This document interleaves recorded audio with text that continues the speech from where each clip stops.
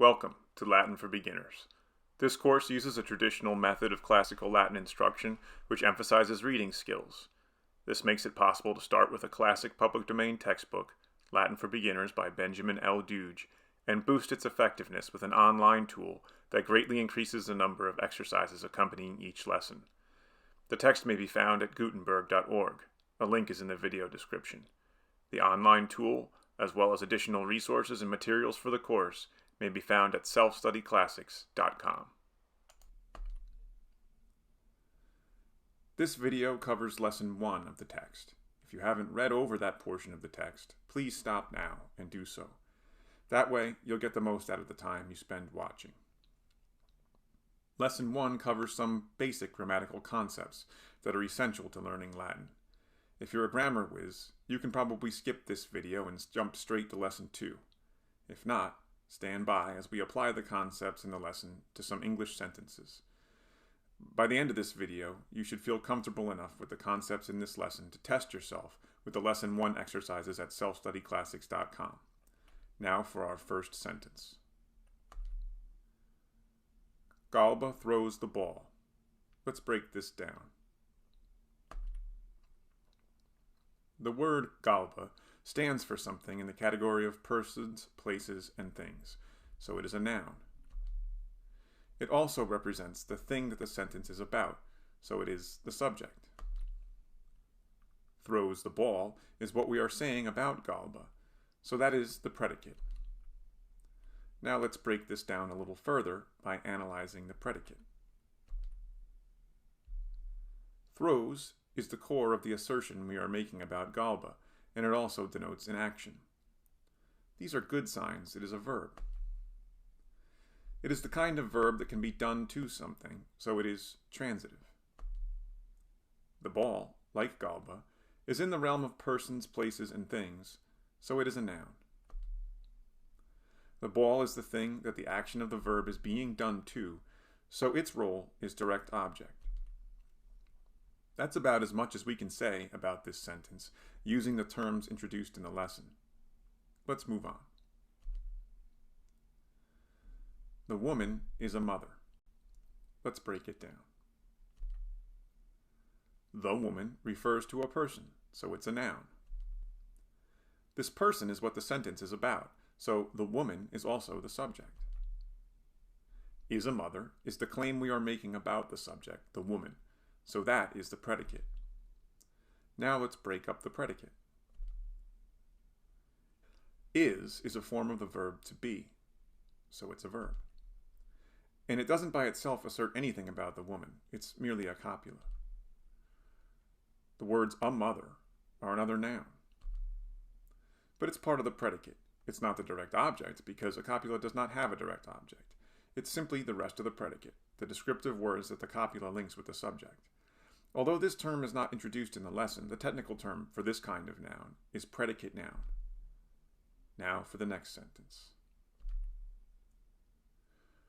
Julia is explaining it. As always, to analyze this sentence, we break it down. Julia is a person and is therefore a noun. The sentence is about her, so Julia is also the subject. Is explaining it is the claim we are making about Julia, so that is the predicate. Now we break predicate down. Is explaining is the central idea in the claim of the predicate, and it is an action word, both good signs that it is a verb. Note here that is not a copula because it is part of the verb form, is explaining. Is explaining, does explain, and explains are all slightly different but equally valid ways of expressing the present tense of explain in English. One happens to contain the verb to be in its form, so be careful not to confuse it with the copula. Now, explaining is something one can do to something, so it is transitive. The next word, it, is taking the place of a more specific word that would normally be supplied by the context, so it is a pronoun. It is the thing to which the explaining is being done, so that is the direct object. At this point, you might be starting to get the hang of this. Let's try another. Italy is distant. Let's break it up. Italy falls under the place heading in the person, place, and thing category. It's a noun.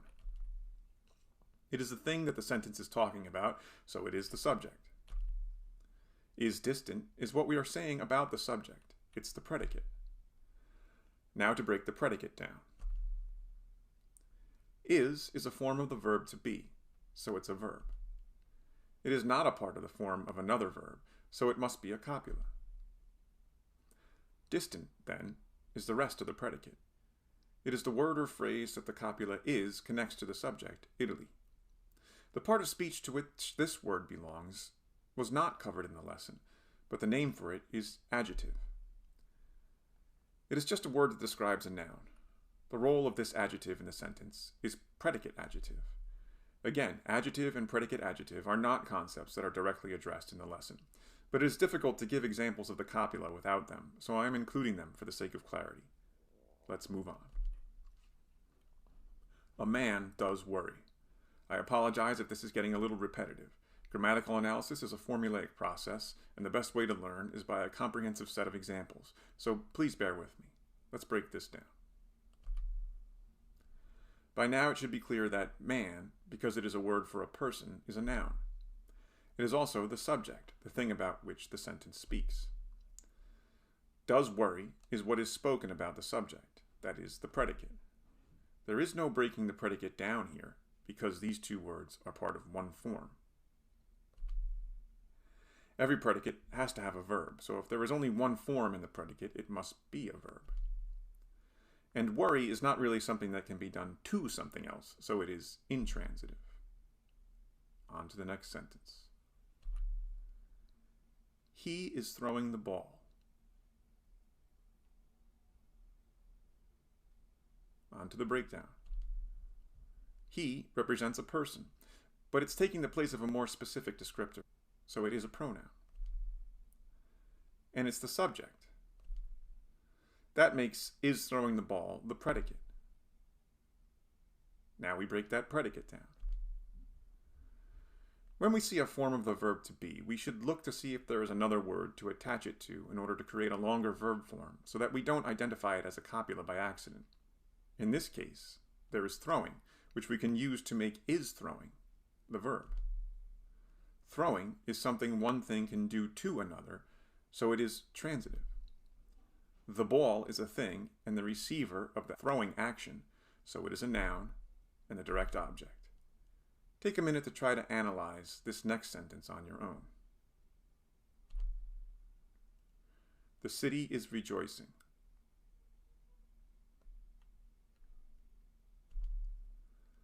The city is a noun and the subject.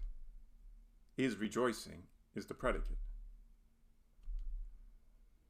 Is rejoicing is a verb. It is intransitive. Now for another. They are teachers. Give it a try.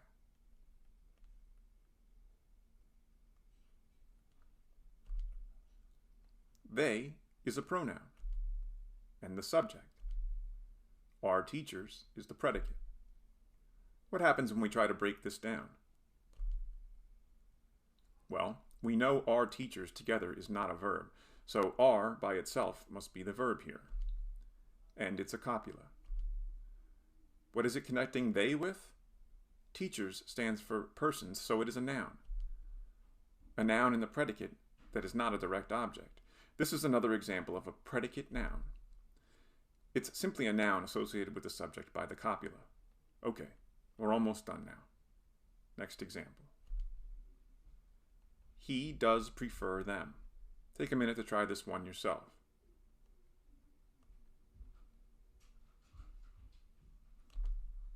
There are two pronouns in this sentence, he and them. Which one is the central claim? Does prefer about. He is the one who does prefer, so this pronoun is the subject. Does prefer them is the predicate. Let's break it down. Does prefer describes an action, albeit a mental action, and it's the central assertion of the predicate. It's the verb.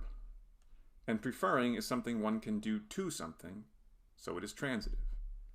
As we have said, them is a pronoun. is the thing to which the preferring is done, so it is the direct object. And now for our last sentence. The report explains the problem. Take a moment to try this one.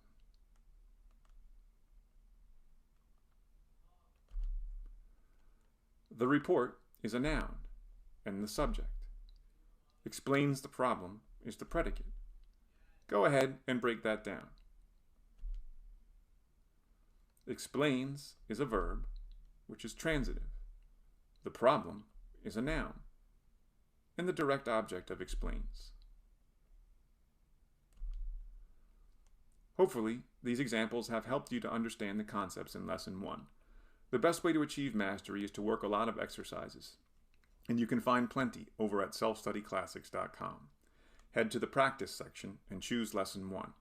Once you feel confident about the Lesson 1 material, check out the video on Lesson 2 in Latin for Beginners, in which we start using some actual Latin words. Thanks for watching.